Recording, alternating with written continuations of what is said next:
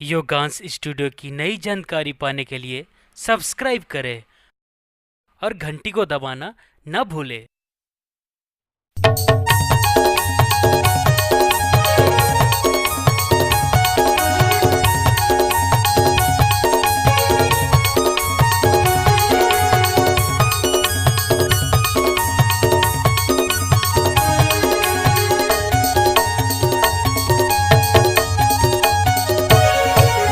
धूम मचाले गदर मताले, धूम मचाले गदर मताले, भरे जवानी है तो ज्यादा झन तरसाना वो गोरी, मौका यही वो मोर।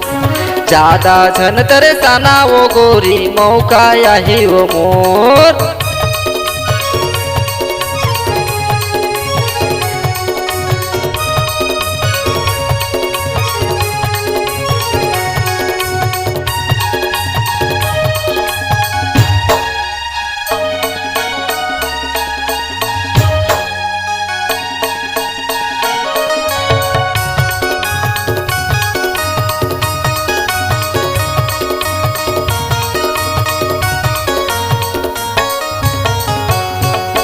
दिल देके तय मया कर ले वो गाल हवे तुर गुलाबी।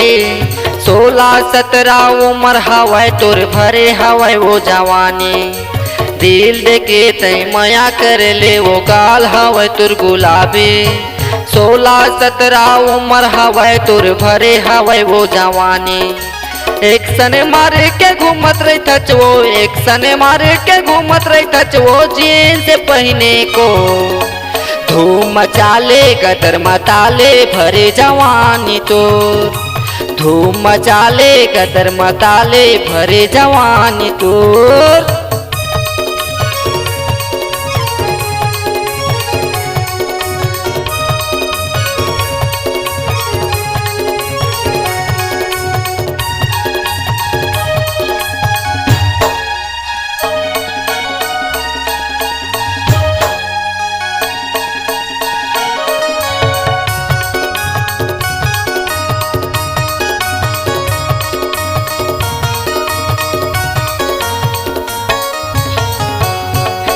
शहर के तय रहया वो गोरी, मैं आमो छत्तीसगढ़िया। तहु कुंवारी महु कुंवारा, हवन दुनो वो जमुरिया। शहर के तय रहया वो गोरी, मैं आमो छत्तीसगढ़िया। तहु कुंवारी महु कुंवारा, हवन दुनो वो जमुरिया। चढ़े जवानी तोर वो गोरी, चढ़े जवानी तोर वो गोरी, झन घूम गली को। धूम मचाले गदर मताले, भरे जवानी तोर। धूम मचाले गदर मताले, भरे जवानी तोर।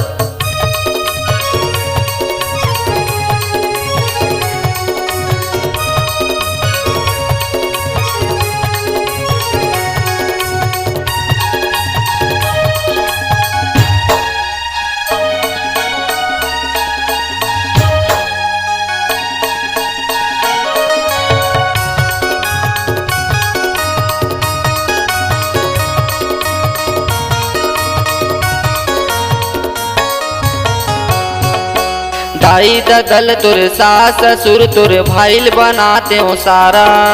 रोज रोज के तय आवत रही थच वो, तय हाँ हमर पारा।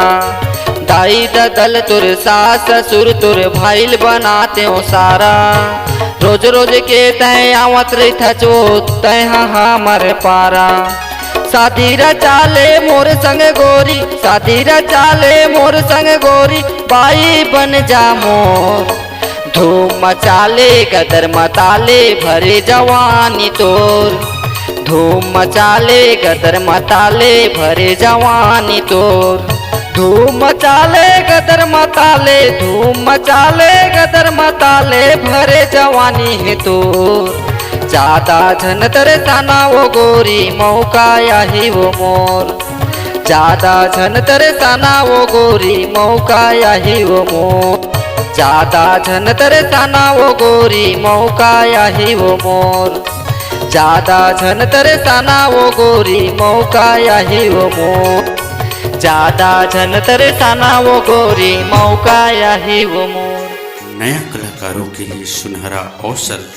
अपने मखमली आवाज को नई आयाम देना चाहते हैं तो चले आइए योगांश रिकॉर्डिंग स्टूडियो।